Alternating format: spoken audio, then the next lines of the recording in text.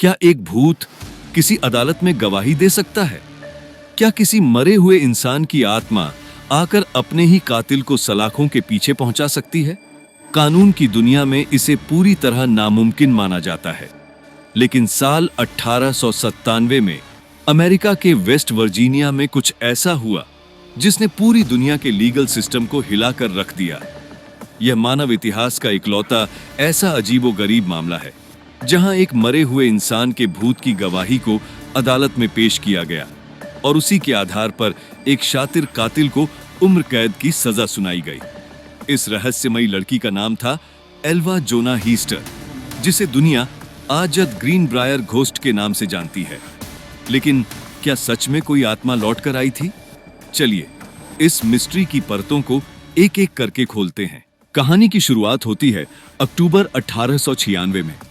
जोना हीस्टर नाम की एक खूबसूरत लड़की की मुलाकात इरास्मस ट्रॉट शू नाम के एक हैंडसम लोहार से होती है। दोनों में बहुत जल्दी प्यार होता है और वो शादी कर लेते हैं। जोना की मां मैरी जेन हीस्टर इस शादी के शुरू से ही सख्त खिलाफ थी, क्योंकि उन्हें ट्रॉट शू की नीयत पर बिल्कुल भरोसा नहीं था। लेकिन जोना प्यार में अंधी हो चुकी थी। शादी के ठीक 3 महीने बाद 23 जनवरी 1897 को ट्रॉट शू एक पड़ोसी के बच्चे को अपने घर भेजता है, यह देखने के लिए कि जोना को बाजार से कुछ चाहिए या नहीं। वह बच्चा जब घर के अंदर जाता है तो उसके होश उड़ जाते हैं। जोना सीढ़ियों के नीचे फर्श पर बेजान पड़ी थी। डॉक्टर जॉर्ज नैप को तुरंत मौके पर बुलाया जाता है, लेकिन डॉक्टर के पहुंचने से पहले ही ट्रॉट शू अपनी पत्नी की शव को उठाकर बेड पर रख देता है, उसका कपड़ा बदल देता है और उसकी गर्दन के चारों तरफ एक म्यूट भारी स्कार्फ बांधकर एक बड़ा सा बो बना देता है। जब डॉक्टर नैप जांच करने की कोशिश करते हैं तो ट्रॉट शू बुरी तरह रोने का नाटक करता है और अपनी पत्नी के सिर को कसकर अपनी बाहों में जकड़ लेता है, जिससे डॉक्टर उसकी गर्दन को हाथ भी नहीं लगा पाते। डॉक्टर बिना पूरी जांच किए हड़बड़ी में मौत की वजह हार्ट फेलियर लिख देते हैं। अंतिम संस्कार के दौरान भी ट्रॉट का अजीब व्यवहार जारी रहता है। वह जोना के सिर के पास तकिया लगा देता है ताकि उसकी गर्दन एक तरफ झुकी रहे। सबने सोचा कि यह गहरे सदमे का नतीजा है, लेकिन जोना की मां मैरी जेन को यकीन था कि कुछ बहुत गलत हुआ है। वह हार मानने वालों में से नहीं थी। मैरी जेन लगातार 4 हफ्तों तक हर रात भगवान से दुआ करती रहीं कि उनकी बेटी की मौत का सच सामने आए। और फिर हुआ वो अविश्वसनीय मोड़। मैरी जेन का दावा था कि 4 रातों तक लगातार जोना की आत्मा उनके कमरे में एक चमकदार रोशनी के रूप में प्रकट हुई। उस परछाई ने रोते हुए अपनी मां को बताया कि ट्रॉट शू एक बेहद हिंसक और बेरहम इंसान है। उस रात डिनर में नॉन वेज न बनने की वजह से उसने गुस्से में आकर जोना की गर्दन मरोड़कर उसे मार डाला था। अपनी बात को सच साबित करने के लिए उस रूह ने अपनी गर्दन को पूरा पीछे की तरफ घुमाकर दिखाया। मैरी जेन तुरंत इस खौफनाक भूतिया कहानी को लेकर local prosecutor John Alfred Preston के पास पहुंच गई। आमतौर पर 1897 में कोई भी वकील इस बात को बकवास कहकर खारिज कर देता, लेकिन प्रेस्टन ने जब डॉक्टर नैप से दोबारा बात की और जाना कि शव की गर्दन की कभी जांच ही नहीं हुई थी, तो उनके मन में गहरा संदेह पैदा हो गया। उन्होंने तुरंत केस को रीओपन किया और 22 फरवरी 1897 को जोना की शव को कब्र से बाहर निकाला गया। कड़कड़ाती ठंड में एक छोटे से स्कूल हाउस के अंदर 3 घंटे तक डॉक्टरों ने उसका पोस्टमार्टम किया। पोस्टमार्टम की रिपोर्ट में जो सच सामने आया उसने सबके रोंगटे खड़े कर दिए।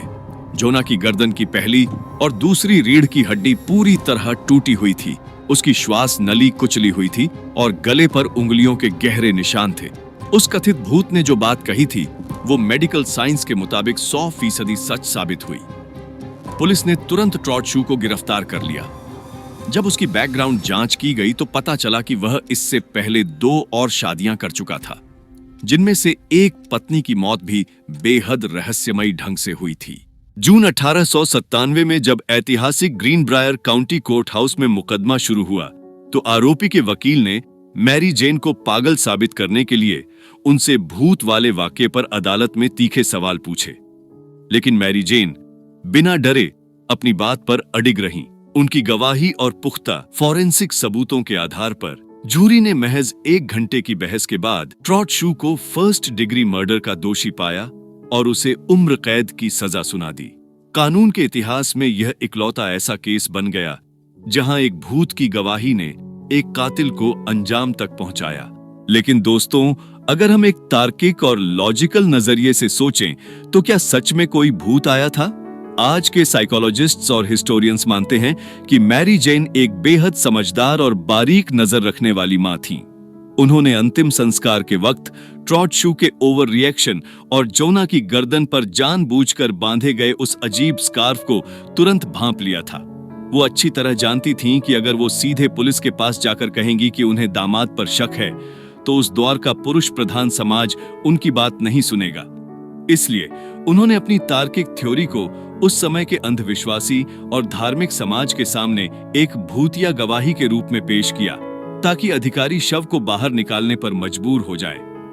वजह चाहे जो भी हो, सत्य की जीत हुई। एक मां की जिद और एक अदृश्य शक्ति ने मिलकर कानून की किताबों में एक ऐसा पन्ना लिख दिया जिसे आज तक कोई मिटा नहीं सका। आपको क्या लगता है? कमेंट में जरूर बताएं और चैनल को सब्सक्राइब करें।